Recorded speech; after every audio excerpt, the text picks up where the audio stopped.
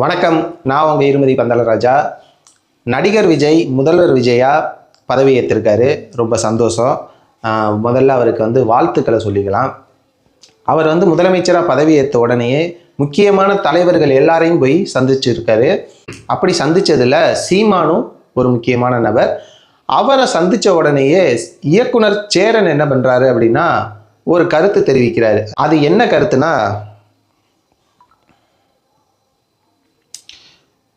அந்த கருத்தை படிக்கிறேன். தம்பி விஜய் அவர்கள் புறந்தள்ளிய போது ஏற்பட்ட வேதனைக்கு ஏது மருந்து? அவர் வந்ததும் நீங்கள் அரவணைத்ததும் இன்று பண்பாகவும் மாண்பாகவும் ஆகலாம். ஆனால் தேர்தல் களத்தில் மற்றும் பலர் என உச்சரித்த போது ரத்தம் கொதித்ததும் நாத்தாக்கா தம்பிகளின் 15 வருட உழைப்பை, அதில் உள்ள நேர்மையை துளி கூட நினைக்காமல் தம்பி விஜய் அவர்கள் புறந்தள்ளிய போது ஏற்பட்ட வேதனைக்கு ஏது மருந்து? அண்ணனே, எது என்னவாக இருந்தாலும் நீங்கள் 15 வருடம் மக்களிடம் கத்தி கத்தி விதைத்த மாற்றம் இனி நடந்தால் சந்தோஷம். உனது எண்ணங்களுக்கும் திட்டங்களுக்கும் இந்த முதல்வர் செவிசாய்த்து நடத்தி காட்டட்டும். நீதானே சொல்வ, நான் விதை போடுவேன், தம்பி அறுவடை செய்வான்னு. அது இந்த தம்பியாக இருந்து விட்டு போகட்டும், மகிழ்ச்சியே அப்படின்னு இயக்குனர் சேரன் ட்வீட் போட்டிருக்கார்.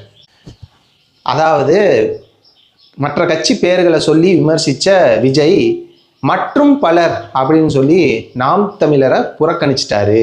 அதனால ரொம்ப மனவேதனை, இதுக்கு மருந்து ஏது அப்படின்ட்டு சேரன் அவர்கள் ட்வீட் போட்டிருக்காரு.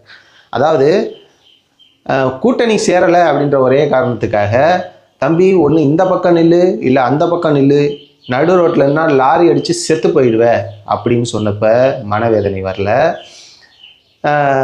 ஒவ்வொரு மேடையாக ஏறி நடிகர் நாடாளக்கூடாது, கூட்டம் ஓட்டா மாறாது அப்படின்னு விஜயை பற்றி நிறைய அவதூறுகள் சொல்லும்போது இந்த மனசு வேதனையாக இல்லை.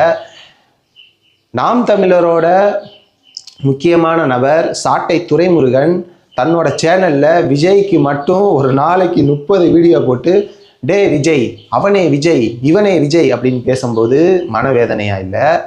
ஆனால் இந்த மற்றும் பலர் அப்படின்னு சொன்ன உடனே மனவேதனையாக போச்சு. என்ன சேரன் சார், அவதூறாக பேசி அசிங்கமாக பேசி என்னென்ன பண்ணியிருக்கீங்க. ஆனால் உங்கள் பேரை கூட உச்சரிக்கலை. உங்கள் பேரை கூட உச்சரிக்காமல் ரொம்ப நாகரிகமாக கடந்து போன விஜய் உங்களுக்கு மனவேதனை கொடுத்துருக்காரு. அவர் பேரை சொல்லி சொல்லி சொல்லி அவரை காயப்படுத்தின நீங்கள் அப்போ என்ன படுத்திருக்கீங்க? What bro, it's wrong bro.